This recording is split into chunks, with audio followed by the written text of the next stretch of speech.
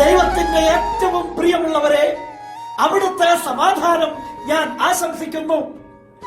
ഇന്ന് കർത്താവ് നമുക്ക് നൽകുന്ന ദൂത് ജോബ് 6:14. സ്നേഹിതനോട് ദയ കാണിക്കാത്തവൻ സർവശക്തനോടുള്ള ഭക്തിയാണ് ഉപേക്ഷിക്കുന്നത്.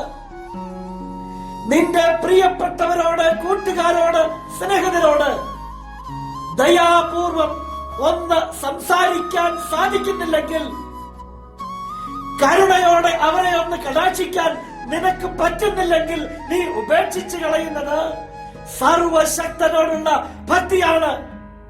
ദൈവഭക്തനായ ഒരു മനുഷ്യൻ ദയയുടെയും കരുണയുടെയും കാവലാളായിരിക്കും. അവരുടെ സ്വഭാവമായിരിക്കും ദയയും കരുണയും. സമൂഹത്തിൽ നിന്നും മാറ്റി നിർത്തപ്പെട്ട കുഷ്ഠരോഗികളും വ്യഭിചാരികളും ചുങ്കക്കാരും ആരോരുമില്ലാത്ത പാവപ്പെട്ടവരും മുക്കുവരുമായിരുന്നു. നിന്റെ കർത്താവിന്റെ സ്നേഹിതരെന്ന് മറന്നു പോകണ്ട. അവരോട് ദയ കാണിച്ചാണ്, അവരുടെ ജീവിതങ്ങളോട് ദയ കാണിച്ചാണ് കർത്താവ് സ്നേഹത്തിന് മാതൃക നൽകിയത്. സ്നേഹിതരോട് ദയ കാണിക്കാത്തവൻ സർവശക്തനോടുള്ള ഭക്തിയാണ് ഉപേക്ഷിക്കുന്നത്.